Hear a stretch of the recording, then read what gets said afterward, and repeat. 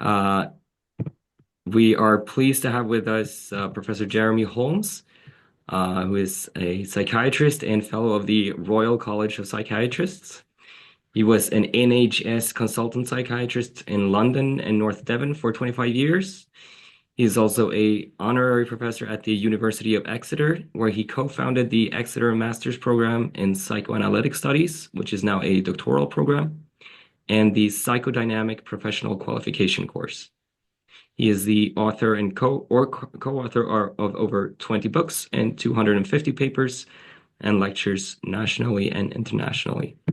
And I'm sure his work is known to other members since before, but my first encounter with his work was through a book circle that we held last year, where we read and discussed his 2020 book, The Brain Has a Mind of Its Own, which offers a fascinating attempt at tying together psychoanalytic theory with modern neurological research, and specifically Karl Friston's free energy principle, which is a mathematical principle of information physics, which has been used to explain how the brain makes and updates predictions based on sensory feedback, and is gaining influence as a framework to relate neurological findings. And from Jeremy's description, I understand that today's topic will be the same. His latest book, The Spirit of Psychotherapy, is sounds very interesting from the description. I'm not sure if you'll touch on any of those topics today, but either way, we are very interested in hearing today's presentation. Okay, so shall I go ahead, Bo? Please, yeah. Good. Well, thank you very much for inviting me, and I rather welcome this sort of informal atmosphere.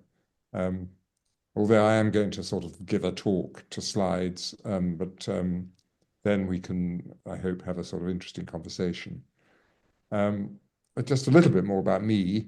I think I sort of, it's probably not an original word, but I described myself to a friend I was talking to today as in a state of deprofessionalization. I've reached, I'm actually in my 80s now, and so although I have progressed from medical doctor to psychiatrist to psychotherapist, and with quite a strong research interest in attachment theory, I now I'm still working, but just half a day a week, mainly supervision, and I'm sort of withdrawing in a way from the cutthroat world of academia.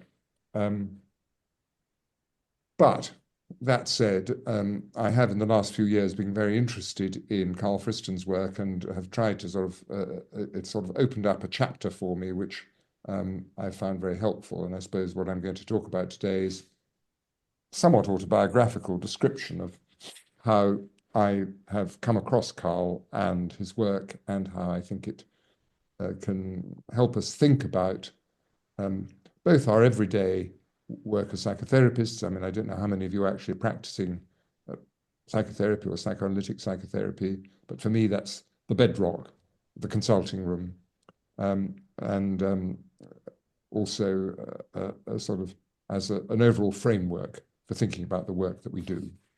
So that's where I'm coming from. So it's a kind of conversation, as I say, between Karl Friston's free energy principle and psychoanalytic ideas, and particularly the ideas of attachment theory. So let's have a few slides. For some reason, I can't get rid of the thing telling me that this is being recorded.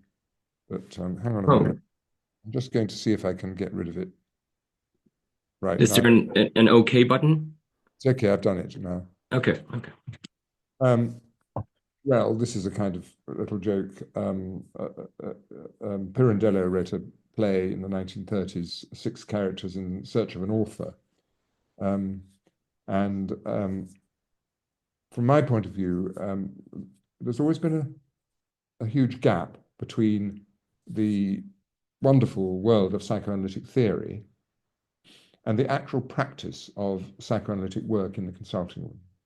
There's a sort of contrast here with CBT, cognitive behavioral therapy, where the sort of theoretical basis of CBT is very, very flimsy, I would say. But if you're learning to be a CBT therapist, then there's a lot of emphasis on the kinds of procedures and interventions that you make with your clients. And apart from one or two sort of general principles in psychoanalysis, like making interpretations, whatever that might mean, transference interpretations, extra transference interpretations, etc., I believe there's a sort of a big gap between psychoanalytic theory and psychoanalytic practice. And it's there that a lot of my interest lies. And it's also there that I think Karl Friston's ideas can be of help to us. I think I'm going to introduce something. I haven't got a slide to show it, but I have sort of recently developed a kind of matrix, a sort of two-way matrix, which I can represent like this, a horizontal axis and a vertical axis. And if we're thinking sort of moment to moment in the consulting room, then I think the horizontal axis goes on the one hand from security, this is an attachment idea really, to exploration. So when people feel threatened, as our borderline clients so often do by being in the consulting room, then defensive processes come into play, and the attachment dynamic is activated, and the capacity to think or think about thinking, which is so much part of what we do, is inhibited. So that's the sort of, as it were, the left-hand end of this spectrum. The other end is exploration. So a fundamental attachment idea is that we start from and depart from a secure base, which enables us to play, to think, to explore the world, both physically and emotionally. And I think in the consulting room, we're all the time, as we try to be sensitive clinicians, aware of which of these dynamics is in play, whether it's the defensive, secure, security needing dimension, or activation, or exploration. So that's the sort of the horizontal axis. Now the vertical axis comes from Karl Friston's work and is rather simplistically described as top-down, bottom-up. So we have top-down, which is really cognitions, aiming to bind free energy with cognitive concepts. And then bottom-up, we have, as it were, interoceptions and exteroceptions. In other words, our actual experience of the world. And again, as clinicians, we're all the time trying to strike a good balance between, as it were, helping the client to become more aware of themselves, to be more open to interoception, to their feelings, if you like, to their thoughts, and the balance between that and having some kind of way of thinking about the world and about themselves in relation to others. So that's a kind of relatively new kind of idea that I've had, and I'll probably come back to that in the course of my talk. Okay, now this this is a kind of an analogy here. So on the left we have Charles Darwin, who discovered, if that's the right word, some people think it's one of the greatest scientific discoveries of all time, the principle of evolution by natural selection. But let's just remind ourselves that Darwin had no knowledge of genetics, no knowledge of course of DNA or microbiology or biochemistry. He simply kind of knew intuitively and somewhat vaguely that children tended to resemble their parents, whether these are human individuals or pigeons, or even barnacles, all the species that he discovered, that he studied. But he had no understanding, no knowledge, it's not so much understanding, but no knowledge of genetics. Meanwhile, the obscure Austrian monk Mendel, in the 1880s, so sort of just about contemporary with Darwin, but about 20 years younger than him, was beginning to work out what has now flourished into this incredible world of genetics that we now find ourselves. So Darwin principled natural selection, but the mechanism, the ways in which natural selection acts on our genome was completely unknown to him. Now, I'm saying this, I mean, I'm no expert on evolution, but I think there's some truth in what I'm saying. I'm using this as an analogy, which the next slide shows. So similarly, Freud, as it were, invented or developed psychoanalysis, and from psychoanalysis have flowed the world of psychotherapy in its various forms. He invented the consulting room, he invented free association, he invented, if you like, the couch, he invented this particular kind of conversation that therapists have with their patients, where the focus is on the patient, and it's not a two-way conversation, or it's only somewhat two-way. But again, he had no real understanding about why or how these conversations, which he invented, if you like, produces change. I mean, he believed that making interpretations, particularly transference interpretations, what was the mechanism of change, but there was no scientific evidence to support this, and there might have been many other, and I believe there are many other aspects to the psychotherapeutic relationship that are quite separate from the belief system, if you like, of psychoanalytic psychotherapists. So we have Freud, who's a little bit like Darwin, and then I believe we have Karl Friston, who's on the right of the screen there, who's a little bit like Gregor Mendel, because I think Karl Friston's ideas actually can really help us to think about how change is brought about in the psychotherapeutic relationship. And I'm going to try and defend or develop that idea. I'm not quite sure what I'm showing in this slide, but I think it's a kind of pot shot at what some people call neuromania. In other words, of course, we all now are very interested in neuroscience, but as a sort of explanatory system for human interactions, I think we've got a long way to go, just as the phrenologists of the 19th century believed you can understand a person's personality by the bumps in their head. So I think we have to be cautious about the ways in which neuroscience can really help us to understand the human psyche. I'll skip over that as well. So I'm trying to, as it were, go beyond what I'm calling neuromania. We need to think about the dynamics of brain function, and we need to think about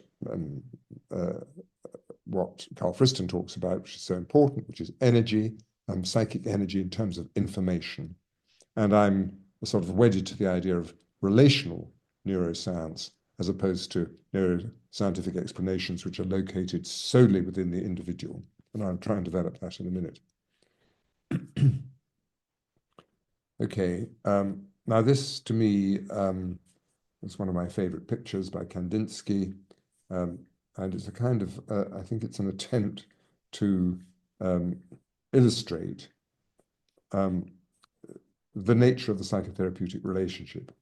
And the important point about it is that it's an incredibly colorful and exciting, but extremely chaotic statement, if you like, a visual statement contained within a rectangle. And what I'm arguing is that what happens in a psychotherapeutic relationship is that the container of the consulting room, the regularity of the meetings, the consistency of the therapist, the exclusion of external phenomena such as noise, enable, as it were, this chaotic inner world to reveal itself. And the more you look at this picture, the more it begins, as it were, to reveal itself. We can begin to see what might look like an eye or a face, um, some kind of overall interaction. Right. Now, the starting point, I think, for Karl Friston, and certainly for my understanding of Karl Friston, was Erwin Schrödinger, who, as you probably know, was a physicist, one of the founding fathers of quantum theory, got a Nobel Prize for this. I always slightly quizzically think to myself, Erwin Schrödinger, a very, very brilliant man, but he was a bigamist. He had two wives. He ended up living in Ireland, actually. And it amuses me that, as the little I understand of quantum theory, suggests that it's possible for a particle to be in two places at the same time. But leaving that aside, actually, as a teenager, I read his book, which was published in 1944, called What is Life?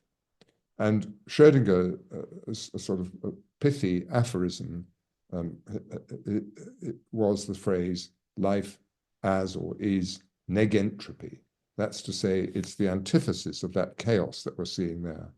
Life is order, and life contradicts the second law of thermodynamics, which states that a system will always tend towards disorder.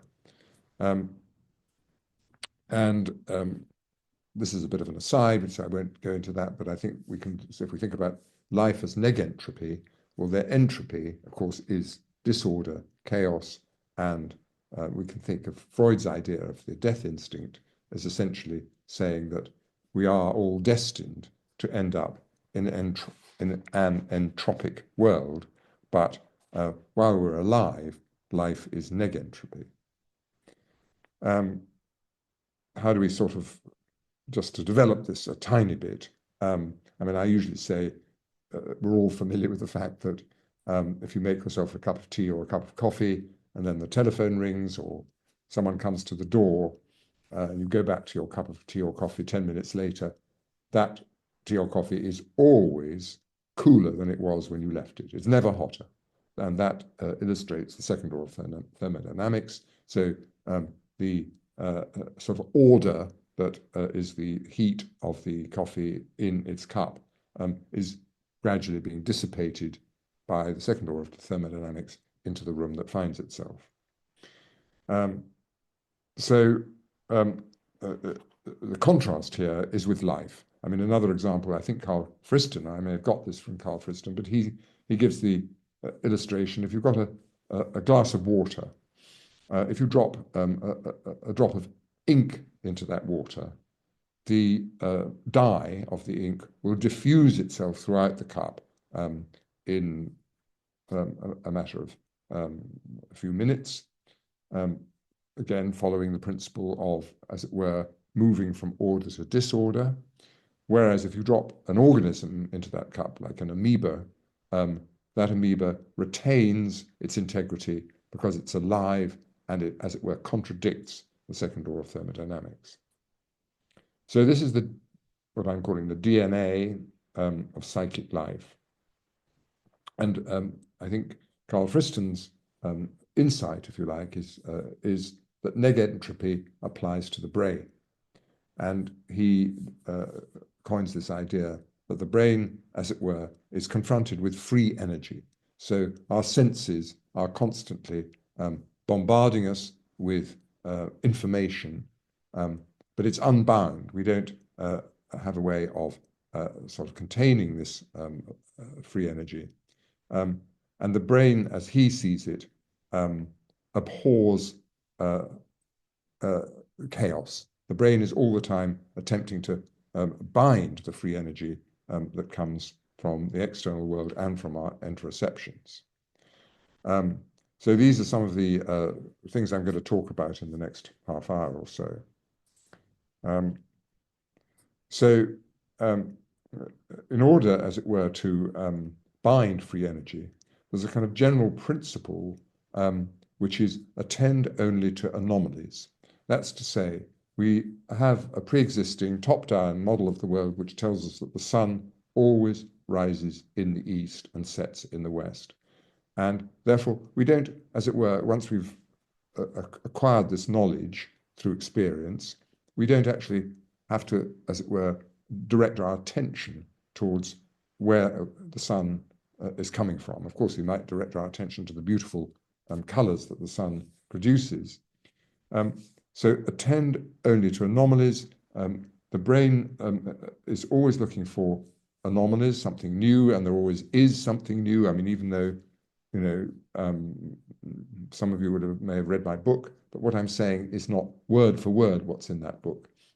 So in our human interactions and in our moving around the world, if we're an animal, we're all the time, as it were, experiencing novelty. And that novelty needs to be bound. The free energy of that novelty needs to be turned into bound energy. And in order to resist the chaos, which it is the brain's business to do.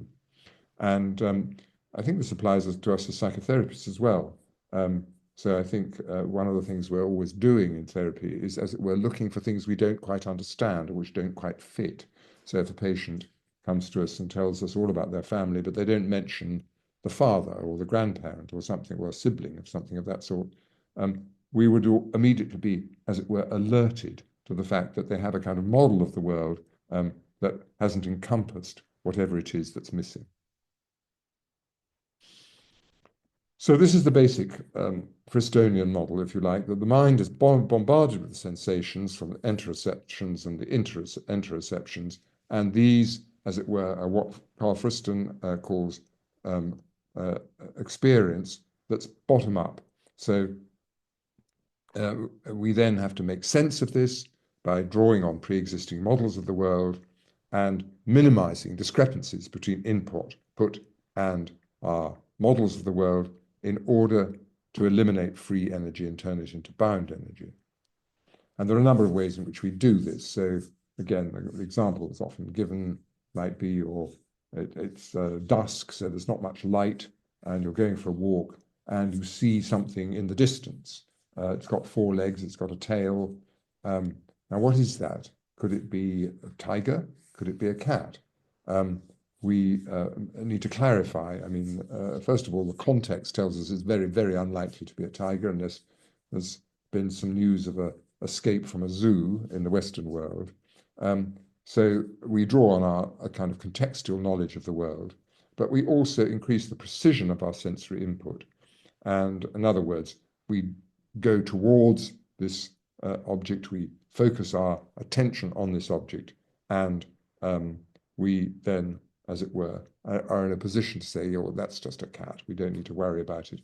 I mean, I used to live in the West Country of England on a moor or near a moor, and there was something called the Exmoor beast, and people were constantly looking out to see if they could find the Exmoor beast, which was a cat-like object.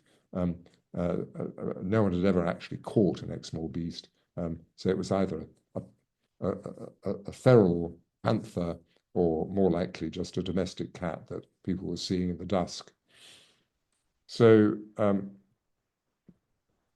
another of Friston's ideas, and some of you may know more about this than I do. By the way, I should have said right at the beginning, I'm no mathematician. So everything that and Karl Friston is really a mathematician. So everything that I say is a kind of layman's attempt to understand the mathematics that's been developed by his group.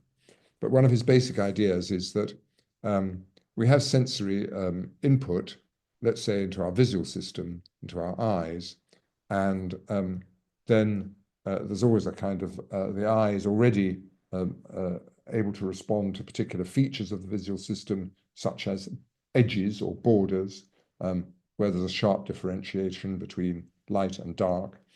And the visual system can be thought of as a kind of hierarchy where objects are classified and the free energy is bound, but there may be aspects of them which don't quite fit. And so that is, as it were, passed up in a hierarchical system and will or may reach the cerebral cortex and therefore reach consciousness. So without even being aware of it, if we think about this cat that we might have seen, we have seen a cat-like creature, but we haven't quite, without the help of our consciousness, worked out whether it is actually a cat. So here we are. I think that there's a slide sort of illustrating this point. So the visual system is receiving input down by the light rays. We have a pre-existing representation of a cat, and we may confirm or disconfirm our pre-existing models of the world by increasing sensory precision and by action. And I'm going to say later, rather in passing, my view is that in psychological illness or mental illness or psychological distress, this capacity, as it were, to test your ideas against reality can be inhibited.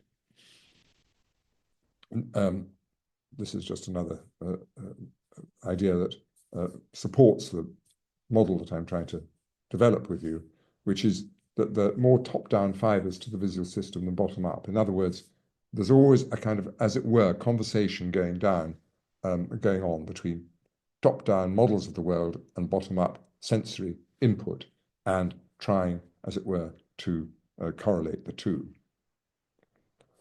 I don't know whether you play jigsaw puzzles in Sweden in your dark winters, but the point of this slide is that if you do jigsaw puzzles, it's infinitely easier to do the jigsaw puzzle if you have a pre-existing picture that you're trying to correspond all these jigsaw pieces with.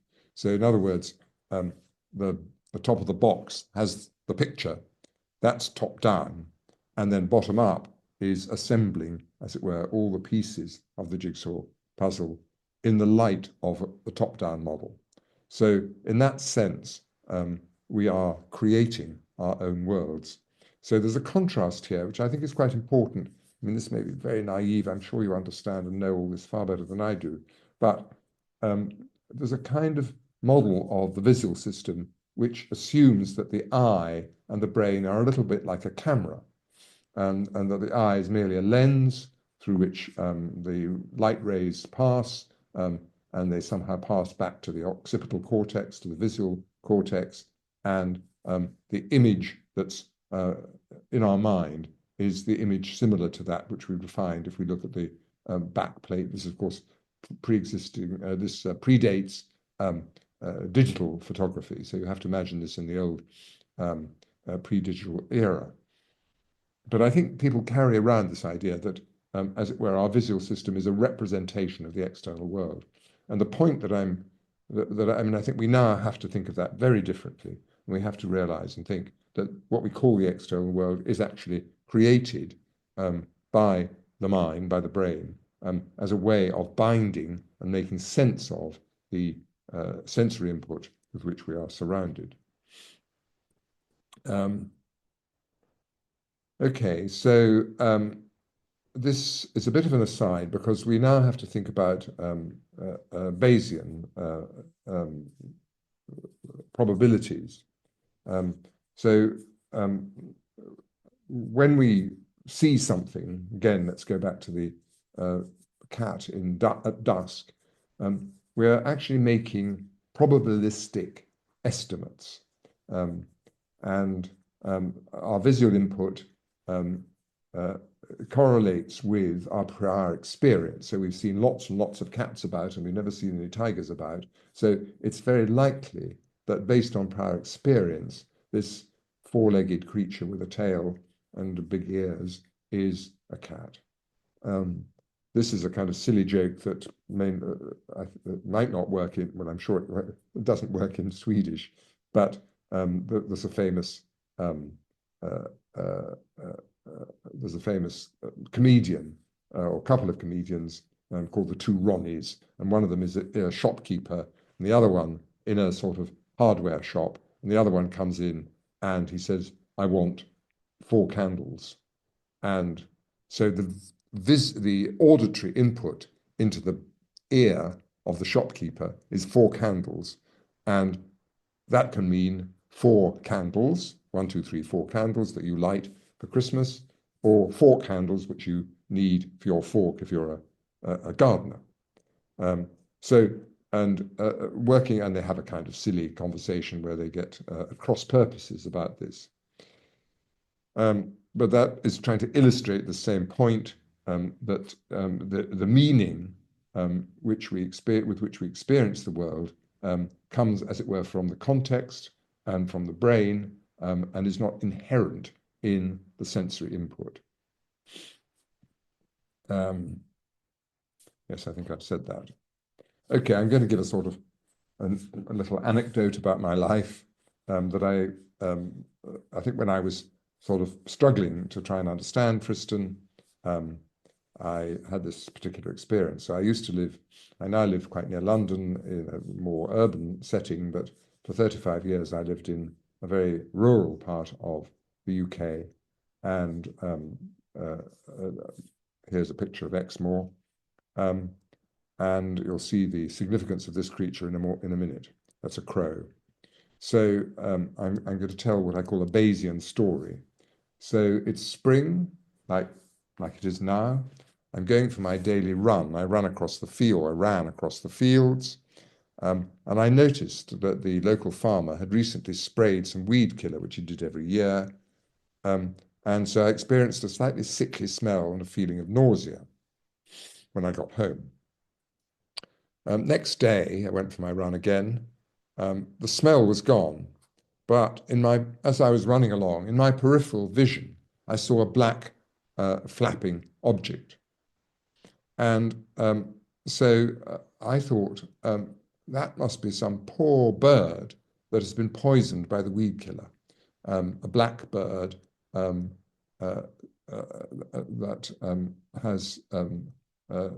that's in trouble.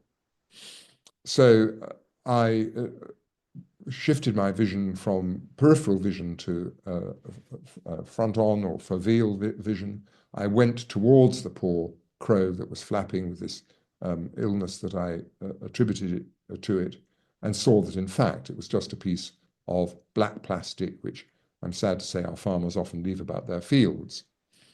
So that was just a little experience. Anyone could have had that experience. I expect we've all had experiences like that. Now, thinking about this, what's going on? Well, the first point was that this peripheral vision was an ambiguous stimulus. It was a little bit like the 4 candles. It could have, I wasn't quite clear what it meant. And I interpreted it in the light of prior experience, which was that I'd felt sick yesterday. So I had this top-down concept of a sick bird, and that minimized the uncertainty. It reduces this ambiguity. And my past experience was determining present meanings. I then entered into a sort of phase of what I call what Friston calls active inference. In other words, I did something which enabled me, as it were, to test my experience. I increased the precision of my vision by looking at and going towards the putative bird, and then I revised my model and said, oh, it's black plastic. So this kind of process, I think, goes on all the time. And I think as psychotherapists, it explains a number of things. I'll probably say a bit more about this in a minute, but we offer an ambiguous stimulus to our clients. In other words, our reticence. Of course, they know about us. They know what our gender is, what our age is. We wear a wedding ring. They can assume that we're married, that kind of thing. But on the whole, we retain a kind of reticence because we want to present ourselves as an ambiguous stimulus, which would then help the client to see what top-down models of the world they're imposing on us. So they then may see us as cruel and rejecting and chucking them out at the end of the session, only interested in the money or something of that sort. Or they may see us as kind of all loving, a wonderful person, the only person in the world who's ever understood them. These are all top-down models of the world that are stimulated by our ambiguity. So what I'm saying here is I believe this kind of Fristonian and Bayesian approach helps us to understand what we call transference, providing, as it were, a mechanism by which transference exists. Okay, now I'm going to say a little bit about the Markov blanket, and again, my mathematical naivety will reveal itself. I think Andrei Markov was a Russian mathematician and statistician. His ideas were picked up by an American mathematician, Judea Pearl, and out of that has emerged this concept of the Markov blanket. Now, what's the Markov blanket all about? I think my way of understanding the Markov blanket is as follows. We have to think of ourselves, as it were, our brains. We think of ourselves as kind of in the world, but actually everything that we know about the world is mediated by this little brain or big that's enclosed in a dark box of our cranium. And everything and anything we know about the world is provided, and that's our own inner world, and the external world is provided by our senses.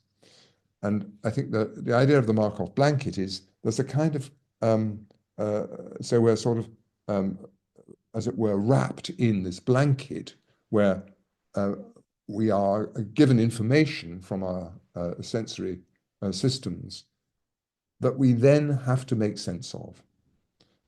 There's no one telling us out there that, I'm in this room, that there's a chair over there, that you're listening to me, etc. All of this is inferred from the sensory information, and the sensory information has to be thought of as existing across this barrier, as it were, between the self and the world. And this barrier means that what happens on the inside of that blanket, which is the sensory information which then goes up to the brain, is created by what happens on the outside of that blanket, but it's a conditional relationship. So that's the idea of the Markov blanket. Predictive interchange across the Markov blanket enables us to build models of the world. This leads on to the idea, which is that the boundary or the blanket changes if we join up with other agents. And this is where relational neuroscience comes in. You can develop this idea in relation to the ways in which biologically, so for instance, the mitochondria in our cells probably were originally viruses which invaded those cells. So the Markov blanket, as it was, expanded that way. And you could say that we are multi-cellular organisms, but originally in the history of evolution, there was a move from unicellular to multicellular organisms, and again, that shifts the Markov blanket. But of course, I really just want to talk about people. And this is a picture making that point, really. So let's just, again, go off at a slight tangent here. So if we think about the work of Tomasello, who's an expert on the similarities and differences between human infants and great apes. And he says that if you take a one-year-old chimpanzee and a one-year-old Homo sapiens, their cognitive abilities are not so very different. Their capacity to solve problems, how to get a bit of food out of a little trap or something, not very different between our primate cousins and ourselves. What makes us very, very different is that we work collaboratively. Through joint attention, through learning conversation, so the conversational interchange between mother and infant starts right from the moment of birth, taking turns, um, joint intentionality, both looking at the same thing, shared language, obviously. So this means, as it were, that our Markov blanket is not just over us as individuals, it can be expanded to us in relation to other people as a dyad or even more widely. And again, slightly at a tangent, but Sarah Hrdy, who's an anthropologist and a primatologist, she has developed, I think, very convincingly the idea that part of our success as a species is the fact that we have a system of shared childcare, which is rather absent in our primate cousins. So most chimps have a baby every 4 or even 5 years, and that baby is cared for exclusively by the mother, possibly by, to some extent, by a sibling. Whereas human shared care is widespread throughout our universe, our world, and babies are looked after by mothers, yes, but by fathers, by grandparents, by older siblings, by cousins, by neighbors. So there's a whole system of shared care, and that, Sarah Hrdy argues, is responsible for the much more much larger birth rate that we find in humans.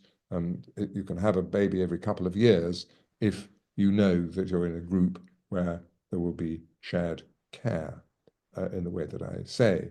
And this is quite important. Again, this is a bit of an aside, but as an attachment theorist, John Bowlby was very criticized in the early days by anthropologists who said that he seemed to sort of think that what the situation between mother and baby was a mother and a baby bound together, and that the mother should provide care for that child 24 hours a day, should not work, at least for the first 5 years of the child's life, etc. And the anthropologist Margaret Mead made the point that throughout the world, this may be true, that picture might be true in North America and the so-called Western world, but we look across the world, we'll see this shared care environment, which is very, very different. So that moves us into this idea of two-person neuroscience. It's a very simple study that Chris Frith, working with Karl Friston, did. It was a study looking at subliminal perception. So they took a TV screen and they projected a light on that screen just at the limit of human perceptiveness. So the person sitting in front of the screen had to say whether there was a light on or not on. On their own, individuals get it right about 50% of the time. So almost just by chance. But if you have two individuals working together, then the accuracy of their detection of light goes up to 70% roughly. So this suggests that if you put two people together and, as it were, create a Markov blanket that encompasses both of them, we then move in this direction of the we-go as opposed to the ego, what I call the borrowed brain, what Alan Shaw calls right brain to right brain entrainment between mother and child, what Ruth Feldman calls biobehavioral synchrony between mother and child, leading to a dyadic reciprocity. That's the capacity of toddlers, as it were, to be aware of others and to engage in joint activities with others. So we're moving into this world of two-person neuroscience where the Bayesian principle applies, but it applies to the two individuals together. And to my mind, this is highly relevant to the work we do as therapists, because we, as it were, create a borrowed brain situation or a two-person neuroscience situation or a joint Markov blanket. So, as it were, the therapist enters into the client's world, and that enables them to be more sensitive or more open to bottom-up experience, and also enables them to develop more sophisticated and complex top-down models of the world. There's Alan Shaw's picture. Here's a very famous study going back probably to the 1930s, 100 years ago, the visual cliff. But the point of that picture is that it shows that that baby, that securely attached baby, is borrowing the mother's brain and, as it were, overcoming his or her fear of the visual cliff by dint of the mother's encouragement. And here's another sort of example of the same thing. That's my second Van Gogh picture of the evening. And this is a famous, again, it's now 20 years or more since the study was done, but it's still a very interesting study. So Jim Cohn and his colleagues in Maryland put an advertisement in the local paper asking for happily married couples who would engage in a fMRI study. I think about 150 people applied. He then gave them a sort of quite a stringent questionnaire and selected about 50 of the very happily married couples. I think for fun, my wife and I filled in the form, and I think we decided we probably wouldn't have been included in the study. And then the study consisted of the woman.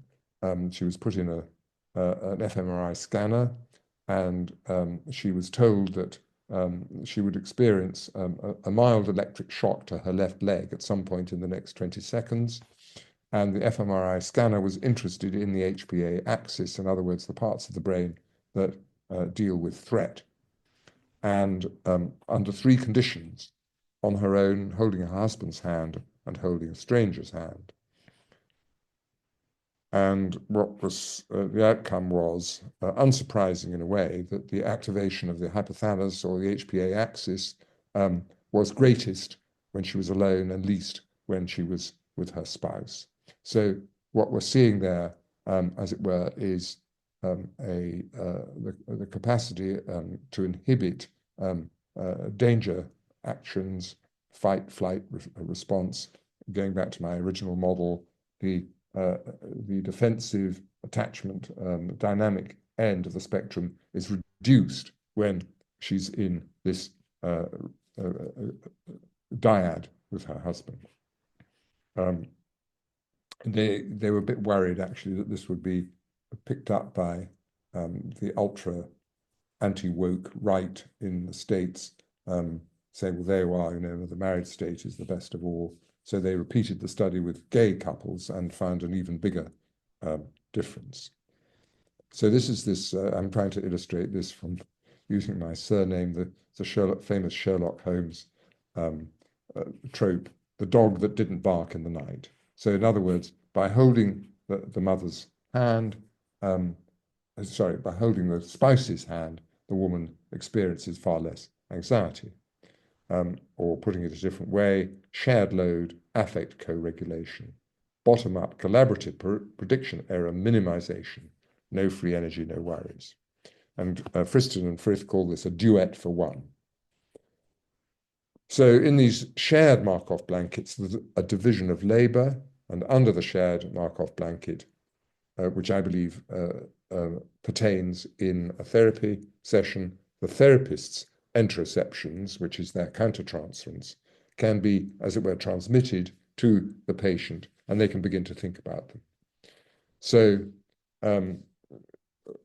the obvious example, I think, that many of us therapists might have experienced is you're with a client who's had some major trauma or loss or bereavement, and you yourself feel very, very sad, might even cry.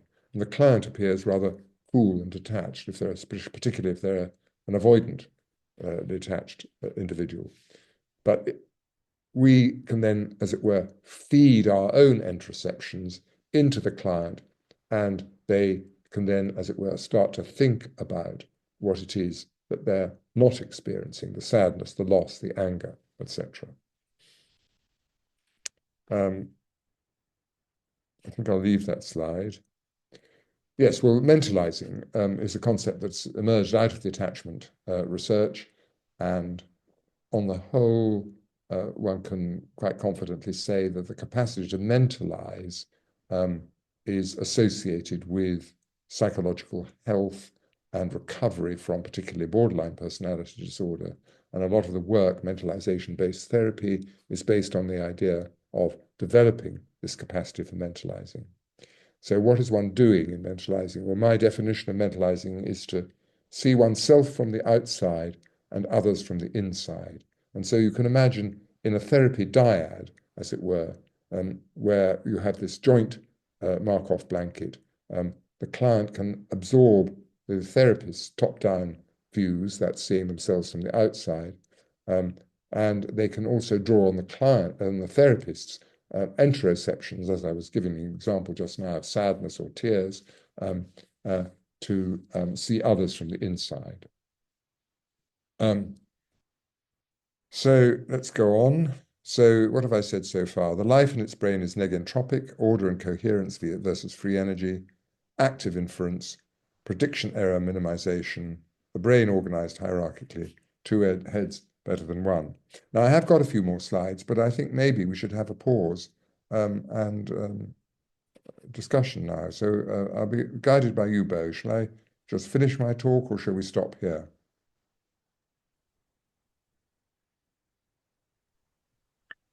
Well, how many more slides do you have?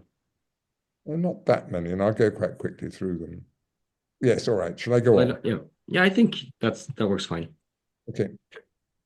Okay. So just a little bit about how these ideas, work in practice as mental health professionals. So I think from the Friston model, or the one that I've been trying to develop, there is the question, well, what makes trauma traumatic? Not everyone succumbs, as it were, to PTSD when they experience trauma. But what makes trauma traumatic is that there are no top-down models with which to make sense of painful sensations. And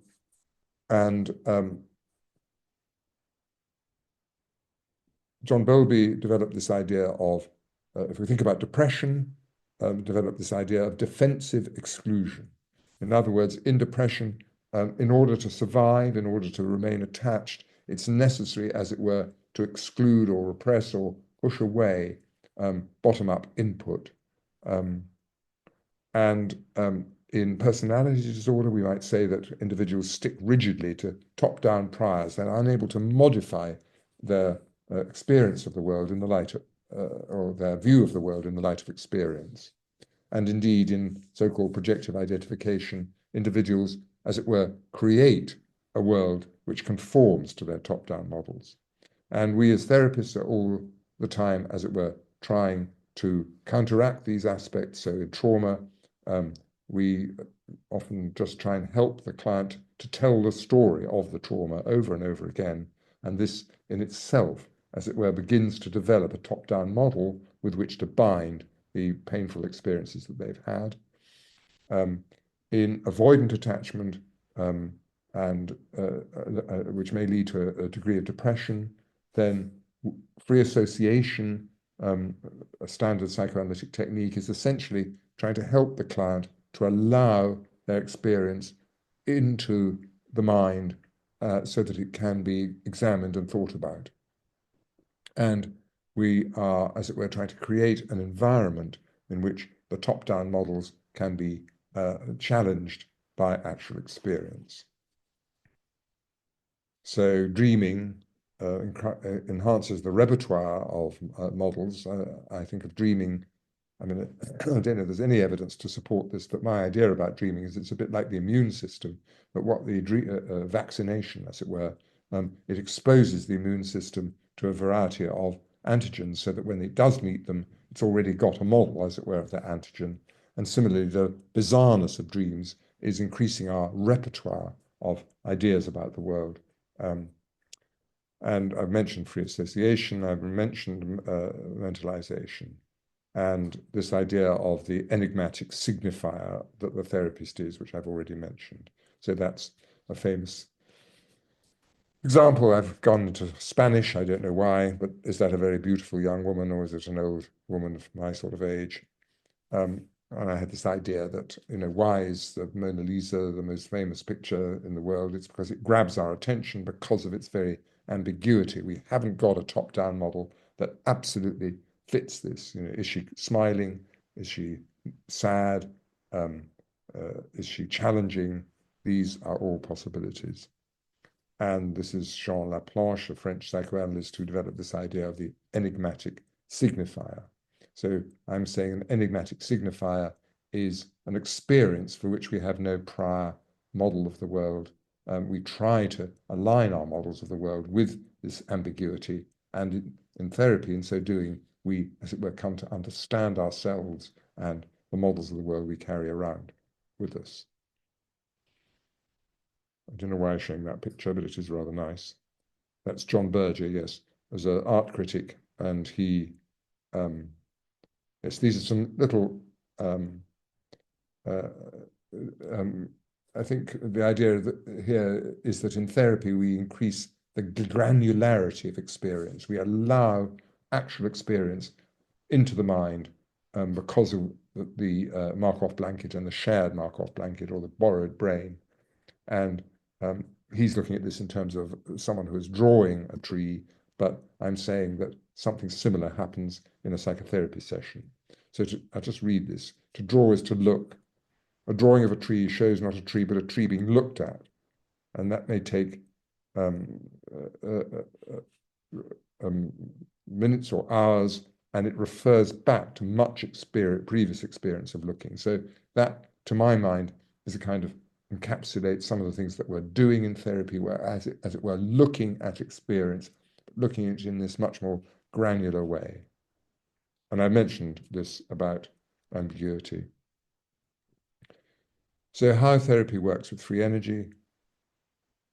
The holding of therapy borrows the therapist's brain to enhance top-downing, liberates free association, ambiguity, an increased range of narrative, less unbound energy, more complexity, more freedom. Yeah, I've finished. Thank you very much. This is certainly a fascinating topic. Okay. I think we now have time for a conversation about this. Good. So I need to go. What do I need to do? You don't really want to look at my desktop. So we'll stop sharing, shall we? Yes. That's fine. Right. So here I am. I'd like to hear thoughts and where you're coming from in relation to neuroscience and our work as clinicians. We have one question from Erling. Go ahead. Yeah, I just want to say thank you. First of all, it's a really interesting presentation. I mean, this has so much potential, I think. I haven't read that much of your work, but I'm really excited about this because it feels like so many therapeutic modalities can be mapped onto this framework. And it feels like different ways of thinking sort of can coexist in this within this space. So I think it's really, yeah, it's really inspiring to hear and really clinically, and for me anyway, in my work. So I was curious about this grid, the therapeutic matrix. I don't know, maybe other people here have read about it, but I haven't Yeah, I read about it haven't before. actually published that. Oh, okay, so it's new. Okay, I probably cool. won't. Yeah, so, oh, really? No, you should. Um, no, but I was curious about was it the vertical axis that was top down and bottom up? Yeah, do you want me to say a bit more about that? Yeah, I think what I was thinking about as you talked about it was how different therapeutic modalities might map onto that. Like, for example, when I do more mentalization influenced work, I suppose, then we're more working with new ways to bind free energy using new cognitive model, I guess. So like thinking in new ways about experience, or finding new ways to understand your experience, maybe. To me, that like instead of being stuck in old reactive patterns, you can explore things together, mentalize together, and find new ways to understand what's going on. While the bottom up sort of work seemed to me to reminded me more of, like, I guess, the affect focused psychodynamic work, maybe, which is also, of course, there in MBT, but like working with feeling emotions in the body and trying to get more close to your actual experience. So that seems to me like a balance where you go in one or the other directions depending on your way of working. So I was curious how you think about that in your work, maybe, and then how that maps onto other therapeutic modalities, Hmm. if you understand the question. Yeah. I do. No. Well, I have a couple of points. I mean, I think it's always it's not sort of either or. You're always moving up and down. I think that's my idea, that these are dynamic axes, as it were. Because in MBT, for instance, I think one would try and sort of dig down into a particular event that happened. So say the client misses a session, and then you'll be trying to reconstruct, well, what actually happened? What were your feelings at the time? Um, and so that, in a way, is working in quite a bottom-up kind of way. And then, as you say, quite rightly, you would then try to sort of create a top-down, as it were, model that fitted with that, so that, let's say the client misses a session, and it turns out that actually they felt pretty pissed off with the previous session, felt that the therapist hadn't understood them at all, and they felt quite angry, and so you would be working bottom up to try and sort of help the person get in touch with that affect aspect, but then in a way sort of saying, well, are there other ways we can think about this? Yes, maybe I was a bit insensitive last time, so it's quite important to sort of acknowledge that. But could you have used active inference? Could you have, instead of not coming to the session, could you have said, well, I felt quite angry with you last time, etc. So I think I would be arguing that there's a sort of dialectic going on these axes. And then there is a relationship, I think, between the sort of, or we can bring in the attachment model, because if we just, in a possibly rather simplistic way, just divide insecure attachment into avoidant or dismissive on the one hand, and anxious attachment on the other. So the anxiously attached individual is, as it were, overwhelmed with feelings, and can't sort of trust that these can be contained within a sort of model of the world, whereas the avoidant client, in a way, has pushed the feelings away, and all they've got is kind of concepts, as it were. So the typical avoidant or dismissive client, right? You tell them, well, I'm going to be away next week. The dismissive client would sort of say, oh, that's fine. Everyone needs a holiday. They have a kind of model like that, rather than being in touch with their feelings of disappointment or rejection or anger, etc. So free association I see as opening the client up to bottom-up experience, and then, as it were, interpretation, which is a difficult word, I think, really, because it isn't exactly interpretation, but developing a model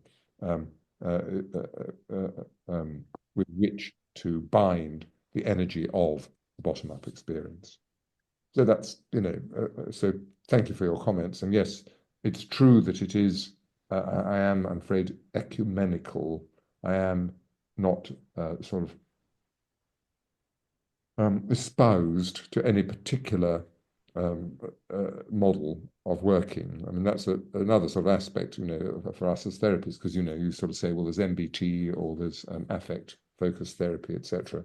And I think as when one, is training as a therapist, it's important to have a model or a number of models that you can use.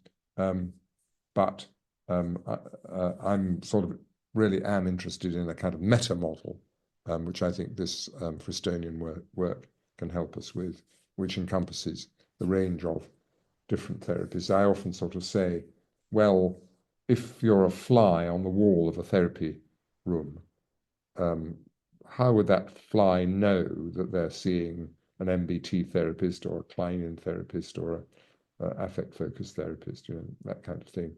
So it's really a common factors approach that I'm interested in.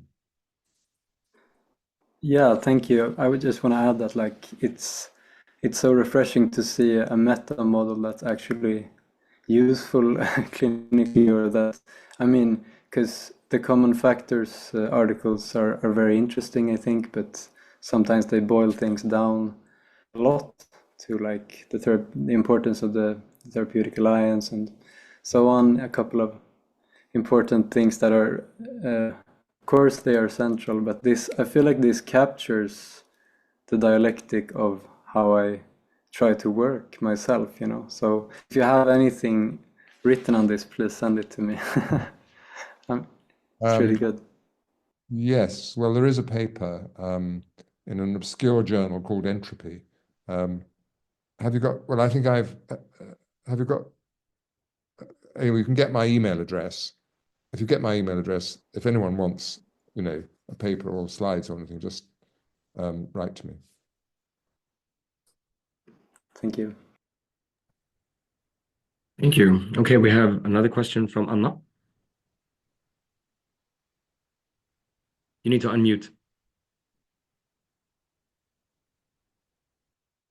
So thank you very much, Jeremy, for this rich presentation. And as Bo and Peter told you before, we were a group of people who read your book, The Brain Has a Mind of Its Own, and you refer to Karl Friston. And before that, there was a group of people who read The Hidden Spring of Marx Holmes, and he is also referring a lot to Karl Friston. But you don't refer very much to Marx Holmes and Jaak Panksepp in your book. So I wonder what your relation to these theoreticians and their theories are. Oh dear. Mark wrote a very nice blurb on the back of my book. I'm not clever enough to understand Mark Solms. That's the trouble. So maybe you could, not you personally, but maybe you or anyone in the group could say something about that. I don't know whether you've had Mark speaking to your group, but how do you see the kind of points I'm making fitting in with the Solms model? Well, I think that one thing that is very important about Mark Solms and Jaak Panksepp is that Mark Solms he makes a great revision of the drive theory, and he, according to Jaak Panksepp, he has these 7 drives, and one of them are actually attachment, the attachment drive, that is panic grief. And he has care that would be part of the attachment system, the care system and the attachment system. So care would be one of the drives that are primordial. And the other drives are the seeking system. That is a dopaminergic drive system that are primordial, as is lust, of course, sex lust. and also the most important or the most astonishing maybe is play, the drive to play and what it does to people, and the failure to play. That is, people who can't play, they do pretty badly in therapy. And then you have, of course, rage and fear that goes with a fight flight mechanism. And so this innate primordial drives uh, is what captured Mark Solms, and he's elaborating. Jaak Panksepp, he passed away some years ago. So Mark Solms is elaborating on these drives, and he also uh, sort of fit them into the Carl Friston model. Uh, so, and I also understood that there is kind of a debate going on between the people who tend to follow follow Lisa Feldman and her people around her, how emotions are made, and then Rousseau. on the other side you have the other guys that says that affect that it's universal, it's innate, and so on and so forth. So I won't go further. Well, it's really, I mean, I am, pretty familiar with the Panksepp, the seven drives, although I think as an attachment theorist, I think you can sort of encompass certainly play, certainly safety, certainly attachment itself um, within an attachment model. Possibly human sexuality has always been a bit of a problem for the attachment theorists and how that works out.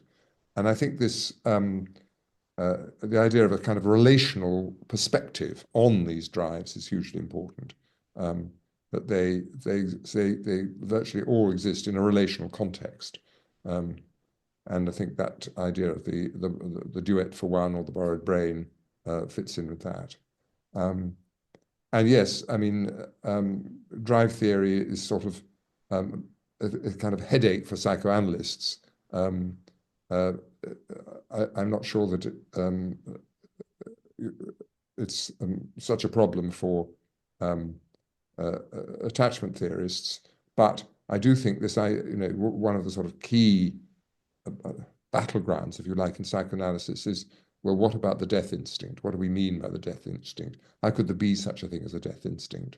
But if one sees it from a Fristonian point of view, then one just says, well, as I said, I think in one of the early slides, the death instinct really equates to entropy. So there is a kind of, if you like, a battle or a dialectic going on in the body between being alive, which is negentropic, and the forces of entropy, which is, as it were, will eventually catch up with all of us, in my case, quite soon. So there is a kind of sense in which Freud was right, although I have always been rather resistant to the idea of the death instinct until I came across this idea that, well, really what he's talking about is entropy. But do you want to say a bit more about Mark Solms' sort of model? You've expounded Panksepp very well, but Yes, so Mark Solms, he said that the id is conscious, the conscious id. So the affect, the feelings, they are conscious. The id is conscious. The things that is unconscious is actually the cognitive, the uh, the processes that are like memories. So you have a huge preconscious. You have a huge preconscious, and then you have the unconscious that are things that happen that you can never retrieve, and that would be the unconscious. So he turns it upside down. The affect is conscious, and of course, uh, you have the preconscious, but then the unconscious you can never retrieve. So I mean, I think he builds a lot on Jack Panksepp, but he also builds on Karl Friston, and I think that Karl Friston is very, very difficult to understand, and Mark Holmes is not difficult to understand. So not me, but others in this group went to supervision with him to talk about clients in the sense of the drive theory, actually. That is, what kind of drive is problematic in this person? Is it the failure of what? Failure of seeking, lust, play, or rage?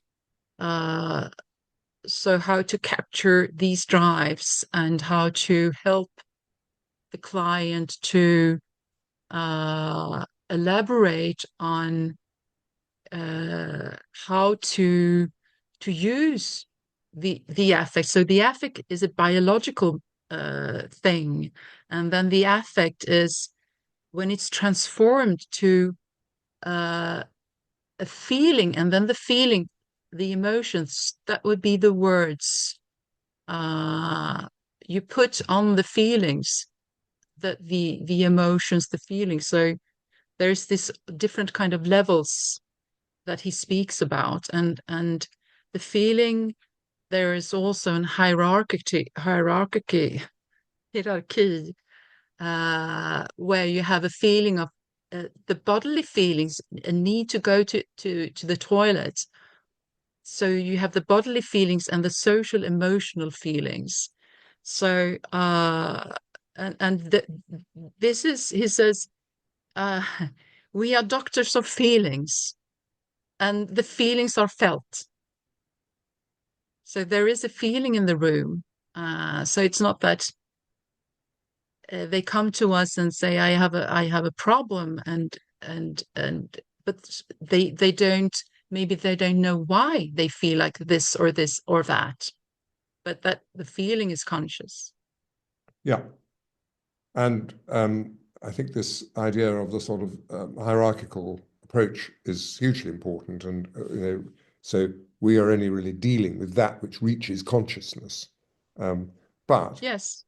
I'm arguing, but I mean, I think in the context of relational neuroscience, that consciousness is a shared consciousness, and therefore it can be expanded. I think that's kind of one of the ideas that I've drawn from Friston. But really interesting hearing what you're saying. Let's see if anyone else wants to add to that or even disagree with it. Peter? Yeah, thanks for a great presentation, Jeremy. I'm also, I thought about this, this you said about security and exploration in the beginning. Yep. And I saw an interesting analogy to Panksepp's perhaps seeking drive. Sure. In this context, it was nice to see that it's kind of the care system perhaps is a positive system, and seeking is a positive system, but it's not secure. It's kind of an insecurity to explore. At the same time, it's a positive, more optimistic feeling, perhaps. Do you understand what I'm elaborating there? Just if I hope I do. I mean, I think again, from a sort of an attachment perspective, exploration and play I put together. So the standard attachment research tool is this so-called strange situation. So you have a child with a caregiver, and they're brought into a room they hadn't been in before, and there are toys on the floor, etc. And that child, age 1 or 1.5, is on the caregiver's lap, but then they gradually feel safe. So the attachment dynamic, as it were, is switched off, and they then are able to get down off the mother's lap, go and play with the toys. So they are playful and they are exploratory. They're seeking, if you like. And of course, this playfulness is two-way. So they play not just on their own, but they play in this interactive way with the caregiver. And then they're stressed. The mother is asked to go out of the room for 3 minutes. So then in that stress situation, the play dynamic is inhibited and the attachment dynamic is activated. And so the child stops playing and goes to the door, may cry with signal distress. And then the caregiver returns and the child is soothed. And then the child can then return to exploratory play. So in other words, I'm kind of, I think these Panksepp drives are sort of presented, I mean, it's a long time since I read his work, but are presented as a kind of list. But it isn't actually a list, it's a kind of dynamic interaction. And so, as I try to illustrate in that particular point, between care seeking, if you like, on the one hand, and play and exploration on the other. And I think what I'm saying as a clinician is that there's a sort of dynamic movement all the time in a session. So the therapist has to be sensitive to when the client is in an attachment dynamic state, and therefore they're not really going to be receptive to top-down interpretations. They're not going to be receptive, as it were, to have a playful interaction with the therapist. And the therapist's job at that point is kind of containing validation, reflection, so that the client begins, as it were, to relax enough to be able to move into the the playful and seeking drive, if you like. So, yeah, I've got about 5 more minutes. So, any other thoughts or general thoughts about all this? Well, I'm curious if you have any comments on sort of the responsibility of the therapist, and I mean, regarding the previous Erling's previous question about, you know, sort of switching between theoretical models and the more effective regulation part of the therapist. It's sort of I mean, we sort of assume that the therapist is competent themselves in effective regulation, but there's no really like I've noticed in my own work where problems may arise out of my own biases and misconceptions, and it's difficult to be well aware of one's own blind spots and where one might go wrong when one's just offering up one's own emotional capacity, and there's no sort of definition of what is a functioning person or therapist, and as far as I know. Do you have any ideas about this? That's a really, really important point. Again, just probably to make some rather obvious points. First of all, I think there's a kind of, if you like, a life history of a therapist. So I suppose people are drawn into this kind of work. We tend to say, oh, because they got their own problems, as it were. But I think we could also put that more positively in saying that these are, what draws us into this kind of work is that we are particularly interested and curious, and if you like, want to seek and play with the inner world of ourselves and of other people. So that, so most therapists are sort of, you might say, naturally quite intuitive, quite sensitive, and if they aren't, they shouldn't be working. Then you have to develop a model. You have to learn and incorporate a model, because otherwise you don't know what the hell you're doing. You're just sitting in this room with this client, this patient. So you have to absorb some kind of model, rather like, you know, a child has to absorb a language and absorbs their mother tongue from all the different possible mother tongues there are in the universe or in the world. And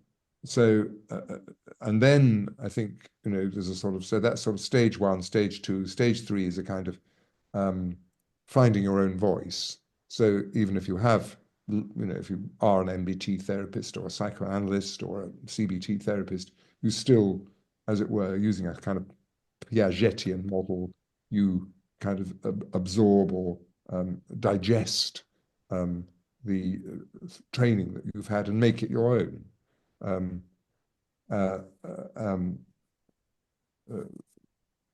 Psychoanalyst wrote a lovely paper about this,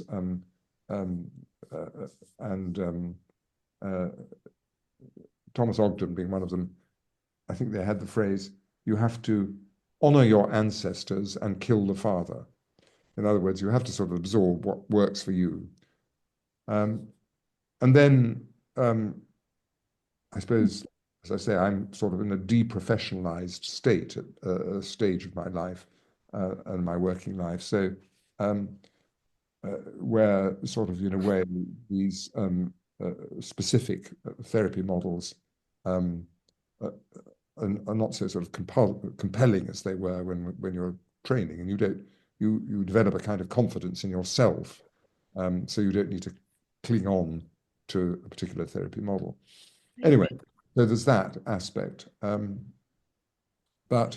then of course, you know, as you say, we expect that our therapists are sort of, through their own personal therapy, become aware of their own biases and top-down distortions, and are open to their own experience. So that I think I've reached a stage now as a therapist where I, in a way, try to become impersonal. I try to sort of leave my personality outside the room. I see myself, I mean, I try to talk about this in my latest book. I try to see myself as a kind of empty vessel. And then I kind of just listen to myself responding to the client. So if I have bottom-up experiences, then I listen to them, try to find ways to bring them into the conversation. If I have top-down models, then I try to have a conversation with the client about what those top-down models are. But I try to do this, I don't know how to put it exactly, in this kind of impersonal way. And that's what I'm trying to, I mean, this is a little advertisement for my latest book. That's what the sort of idea of the spirit of psychotherapy is, that beyond models, beyond evidence-based practice, there's a kind of spiritual dimension, if you like. Yeah, so we've run out of time. Yes, we did. Thank you very much for a wonderful presentation and a wonderful conversation. Well, I'm sure we could go on at greater length, but it's I'm been sure. very nice meeting you, and I wish you all well. And thank you very much for inviting me. Well, thank you very much for accepting, and maybe we'll meet again. Exactly. All right. Bye Thank now. you. Bye. Take care. Thank you. Thank you.